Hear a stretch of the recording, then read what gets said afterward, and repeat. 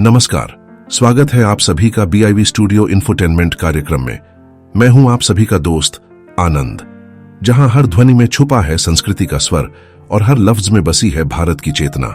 यहां हर प्रस्तुति यहां होती है कुछ नई, कुछ खास, एकदम दमदार। यहां कहानियां सिर्फ सुनाई नहीं जाती, महसूस की जाती है। यहां कविता सिर्फ कागज पर नहीं गूंजती, बल्कि दिलों में धड़कती है। यहां हर विचार, हर रचना, हर अभिव्यक्ति बनती है एक नया प्रकाश। बालमन की कल्पनाएं हो या जीवन की सच्चाइयां, प्रेम की कोमलता हो या सत्य की कठोरता, इतिहास से वर्तमान तक का पूरा सफर कलम के सौदागरों के साथ। और जानेंगे देश दुनिया के उन खास लेखकों की रचना को जिन्होंने बदल दी मनोरंजन की दुनिया की तस्वीर। तो चलिए खोलते हैं मनोरंजन का पिटारा और सुनते हैं कुछ खास। तो आइए साहित्य और मनोरंजन की इस अद्भुत यात्रा में हमारे साथ चलिए, सिर्फ और सिर्फ BIV studio infotainment YouTube channel पर। तो आज हम लाए हैं आपके लिए लेखक जयशंकर प्रसाद द्वारा लिखित कहानी घीसू। तो सबसे पहले सुनेंगे कहानी का सारांश और फिर होगा कहानी का विस्तार। तो आइए सुनते हैं लेखक जयशंकर प्रसाद द्वारा लिखित कहानी घीसू का सारांश। कहानी घीसू, लेखक जयशंकर प्रसाद। प्रस्तुत है कहानी का सारांश। जयशंकर प्रसाद की कहानी घीसू एक साधारण से व्यक्ति की भीतर से जटिल, करुण और भावनात्मक जीवन कथा है। घीसू एक बूटी पीने वाला, अकेला लेकिन आत्मा से कोमल युवक है जो कल्पना और संगीत में जीता है। उसकी दुनिया में कोई बड़ी चाहत नहीं, कुछ पैसे, एक कोठरी, बूटी और नंदू बाबू की बीन की तान। घीसू की जिंदगी में एक दिन बिंदो नाम की विधवा स्त्री प्रवेश करती है जो गंगा स्नान करने आती है और कभी कभी पैसे टुड़वाती है। उनके बीच शब्दों से परे एक मौन संबंध बनता है। एक दिन बिंदो किसी पुरुष के साथ झगड़ती है और उसकी जान खतरे में पड़ जाती है। घीसू पहुंचता है, बिंदो उसके साथ हो जाती है और अब वह साथ रहने लगते हैं। लेकिन साथ में जीवन आसान नहीं। घीसू धीरे धीरे बीमार और कमजोर होता जाता है। बिंदो हर दिन आती है, पैसे लेती है, लेकिन दोनों अब मुस्कुराते भी नहीं, बस मौन में जीते हैं। न तो वह पूछती है, न वह बताता है। यह मौन ही उनका सच्चा संवाद है। एक दिन जब घीसू को तेज बुखार आता है, बिंदो उसकी देखभाल करती है। घीसू मरते समय पश्चाताप और प्रेम के भाव में कहता है, बिंदो क्षमा करना, मैंने तुम्हें बड़ा दुख दिया, अब मैं चला। बिंदो की आंखों से आंसू बहते हैं और कहानी यही नहीं रुकती। घीसू की मृत्यु के बाद बिंदो उसकी दुकान चलाने लगती है। उसका सौंदर्य नहीं बचा, लेकिन उसका मन, स्मृति और संघर्ष आज भी जीवित है। तो अभी आपने सुनी लेखक जयशंकर प्रसाद द्वारा लिखित कहानी घीसू का सारांश।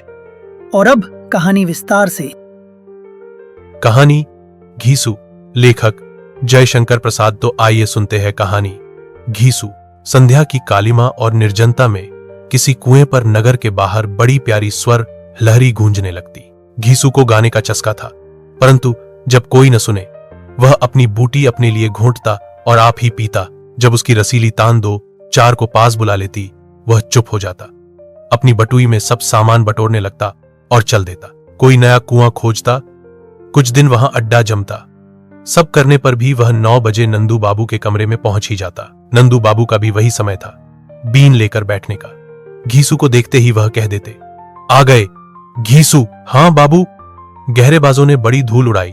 साफे का लोच आते आते बिगड़ गया, कहते कहते वह प्राय अपने जयपुरी गमछे को बड़ी मीठी आंखों से देखता और नंदू बाबू उसके कंधे तक बाल, छोटी छोटी दाढ़ी, बड़ी बड़ी गुलाबी आंखों को स्नेह से देखते। घीसू उनका नित्य दर्शन करने वाला, उनकी बीन सुनने वाला भक्त था। नंदू बाबू उसे अपने डिब्बे से 2 खिल्ली पान की देते हुए कहते, लो इसे जमा लो। क्यों, तुम तो इसे जमा लेना ही कहते हो ना। वह विनम्र भाव से पान लेते हुए हंस देता। उसके स्वच्छ मोती से दांत हंसने लगते। घीसू की अवस्था 25 की होगी। उसकी बूढ़ी माता को मरे भी 3 वर्ष हो गए थे। नंदू बाबू की बीन सुनकर वह बाजार से कचौड़ी और दूध लेता, घर जाता, अपनी कोठरी में गुनगुनाता हुआ सो रहता। उसकी पूंजी थी 100 रुपए। वह रेजगी और पैसे की थैली लेकर दशाश्वमेध पर बैठता। 1 पैसा रुपया बट्टा लिया करता और उसे 12-14 आने की बचत हो जाती थी। गोविंदराम जब बूटी बनाकर उसे बुलाते, वह अस्वीकार करता। गोविंदराम कहते, बड़ा कंजूस है, सोचता है पिलाना पड़ेगा, इसी डर से नहीं पीता। घीसू कहता, नहीं भाई, मैं संध्या को केवल एक ही बार पीता हूं। गोविंदराम के घाट पर बिंदु नहाने आती। 10 बजे उसकी उजली धोती में गोराई फूटी पड़ती। कभी रेजगी पैसे लेने के लिए वह घीसू के सामने आकर खड़ी हो जाती। उस दिन घीसू को असीम आनंद होता। वह कहती, देखो, घिसे पैसे न देना। वाह बिंदो, घिसे पैसे तुम्हारे ही लिए हैं। क्यों, तुम तो घीसू ही हो, फिर तुम्हारे पैसे क्यों न घिसे होंगे? कहकर जब वह मुस्कुरा देती तो घीसू कहता, बिंदो, इस दुनिया में मुझसे अधिक कोई न घिसा, इसीलिए तो मेरे माता पिता ने घीसू नाम रखा था। बिंदो की हंसी आंखों में लौट जाती। वह एक दबी हुई सांस लेकर दशाश्वमेध के तरकारी बाजार में चली जाती। बिंदो नित्य रुपया नहीं तुड़ाती, इसीलिए घीसू को उसकी बातों के सुनने का आनंद भी किसी दिन न मिलता। तो भी वह एक नशा था जिससे कई दिनों के लिए भरपूर तृप्ति हो जाती। वह मूक मानसिक विनोद था। घीसू नगर के बाहर गोधूली की हरी भरी क्षितिज रेखा में उसके सौंदर्य से रंग भरता, गाता, गुनगुनाता और आनंद लेता। घीसू की जीवन यात्रा का वही संबल था, वही पाथेय था। संध्या की शून्यता, बूटी की गमक, तानों की रसीली गुन्नाहट और नंदू बाबू की बीन सब बिंदो की आराधना की सामग्री थी। घीसू कल्पना के सुख से सुखी होकर सो रहता। उसने कभी विचार भी न किया था कि बिंदो कौन है। किसी तरह से उसे इतना तो विश्वास हो गया था कि वह एक विधवा है, परंतु इससे अधिक जानने की उसे जैसे आवश्यकता नहीं। रात के 8 बजे थे। घीसू बाहरी ओर से लौट रहा था। सावन के मेघ घिरे थे, फूही पड़ रही थी। घीसू गा रहा था, निस दिन बरसत नैन हमारे, सड़क पर कीचड़ की कमी न थी। वह धीरे धीरे चल रहा था, गाता जाता था। सहसा वह रुका। एक जगह सड़क में पानी इकट्ठा था। छींटों से बचने के लिए वह ठिठक कर किधर से चलें सोचने लगा। पास के बगीचे के कमरे से उसे सुनाई पड़ा, यही तुम्हारा दर्शन है, यहां इस मोहजली को लेकर पड़े हो। मुझसे दूसरी ओर से कहा गया, तो इसमें क्या हुआ? क्या तुम मेरी ब्याही हुई हो जो मैं तुम्हें इसका जवाब देता फिरूं? इस शब्द में भर्राहट थी, शराबी की बोली थी। घीसू ने सुना। बिंदो कह रही थी, मैं कुछ नहीं हूं, लेकिन तुम्हारे साथ मैंने धर्म बिगाड़ा है, सो इसीलिए नहीं कि तुम मुझे फटकारते फिरो। मैं इसका गला घोंट दूंगी, और तुम्हारा भी। बदमाश, ओहो, मैं बदमाश हूं, मेरा ही खाती है और मुझसे ही। ठहर तो देखूं किसके साथ तू यहां आई है, जिसके भरोसे इतना बढ़ बढ़कर बातें कर रही है। पाजी, लुच्ची, भाग, नहीं तो छुरा भोंक दूंगा। छुरा भोंकेगा, मार डाल हत्यारे। मैं आज अपनी और तेरी जान दूंगी और लूंगी, तुझे भी फांसी पर चढ़वाकर छोड़ूंगी। एक चिल्लाहट और धक्का का शब्द हुआ। घीसू से अब न रहा गया। उसने बगल में दरवाजे पर धक्का दिया, खुला हुआ था। भीतर घूम फिरकर पलक मारते मारते घीसू कमरे में जा पहुंचा। बिंदु गिरी हुई थी और एक अधेड़ मनुष्य उसका जूड़ा पकड़े था। घीसू की गुलाबी आंखों से खून बरस रहा था। उसने कहा, है, यह औरत है। इसे मारने वाले ने कहा, तभी तो इसी के साथ यहां तक आई हो। लो, यह तुम्हारा यार आ गया। बिंदु ने घूमकर देखा, घीसू। वह रो पड़ी।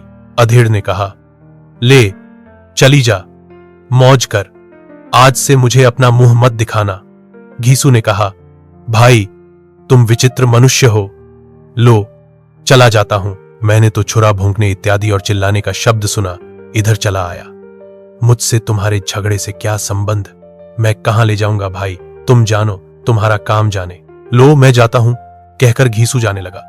बिंदु ने कहा, ठहरो। घीसू रुक गया। बिंदु चली, घीसू भी पीछे बगीचे के बाहर निकल आया। सड़क सुनसान थी, दोनों चुपचाप चले। गोदौलिया चौमुहानी पर आकर घीसू ने पूछा, अब तो तुम अपने घर चली जाओगी? कहां जाऊंगी? अब तुम्हारे घर चलूंगी। घीसू बड़े असमंजस में पड़ा। उसने कहा, मेरे घर कहां? नंदू बाबू की एक कोठरी है, वहीं पड़ा रहता हूं। तुम्हारे वहां रहने की जगह कहां? बिंदु ने रो दिया, चादर के छोर से आंसू पोंछती हुई। उसने कहा, तो फिर तुमको इस समय वहां पहुंचने की क्या पड़ी थी? मैं जैसा होता भुगत लेती, तुमने वहां पहुंचकर मेरा सब चौपट कर दिया।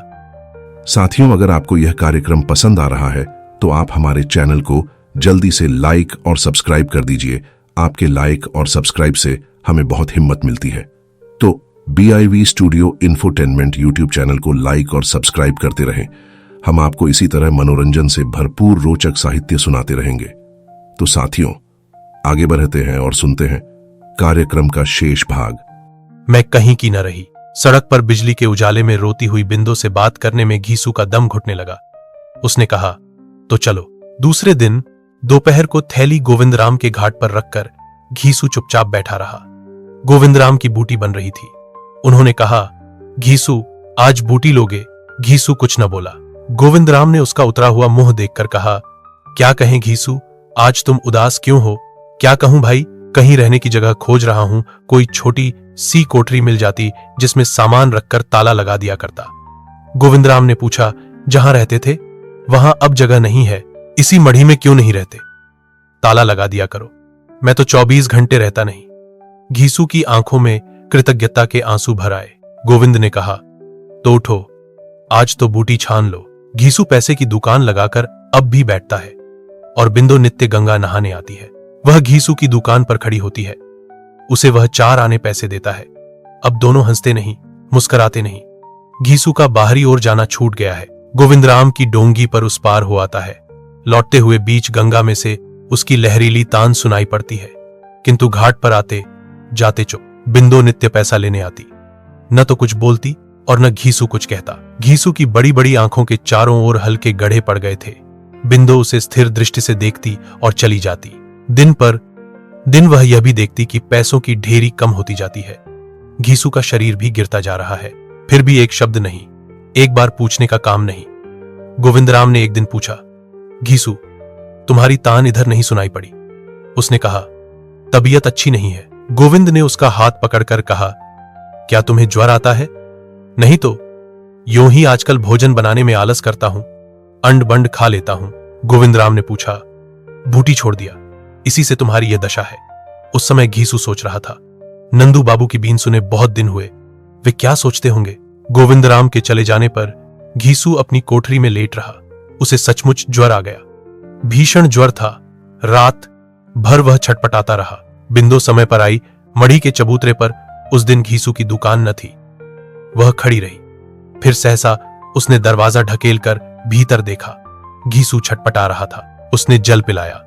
घीसू ने कहा, बिंदो, क्षमा करना, मैंने तुम्हें बड़ा दुख दिया। अब मैं चला। लो, यह बचा हुआ पैसा, तुम जानो भगवान। कहते कहते उसकी आंखें टंग गई। बिंदो की आंखों से आंसू बहने लगे। वह गोविंदराम को बुला लाई। बिंदो अब भी बची हुई पूंजी से पैसे की दुकान करती है। उसका यौवन, रूप, रंग कुछ नहीं रहा, बच रहा थोड़ा सा पैसा और बड़ा सा पेट, और पहाड़ से आने वाले दिन। दोस्तों, कैसा लगा आपको हमारा यह मनोरंजन से भरपूर कार्यक्रम? कमेंट करके हमें जरूर बताएं। और हां, अगर कोई खास कविता, कहानी, जीवन परिचय, उपन्यास आदि आपको सुनना है तो हमें कमेंट करके बताएं। हम आप तक पहुंचाएंगे आपकी पसंद का मनोरंजन से भरपूर कार्यक्रम, सिर्फ और सिर्फ BIV studio infotainment YouTube channel पर। आप सबके सहयोग के लिए बहुत बहुत आभार। नमस्कार।